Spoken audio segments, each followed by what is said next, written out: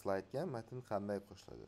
Slaydga matn qo'shish haqida keling eng oddiy usullarni gaplashib chiqsak. Birinchi usuli matn uchun tayyor joyga yozish.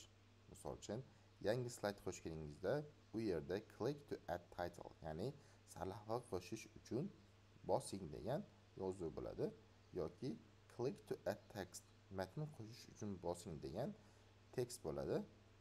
degan qutilarni ustiga bossangiz, siz avtomatik ravishda tayyor o'zingizning matningizni joylashingiz mumkin. Shu qutisi ichidagi bitta bossangiz va matningizni yozsangiz kifoya. Ikkinchi usul text box, ya'ni matn qutisini qo'shishingiz kerak.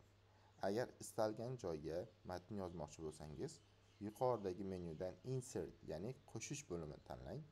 Text box menyusi turgan bo'ladi. Matn qutisi tugmasini bossangiz, slaydda kerakli joyga sichqoncha bilan chertib matningizni kiritishingiz mumkin.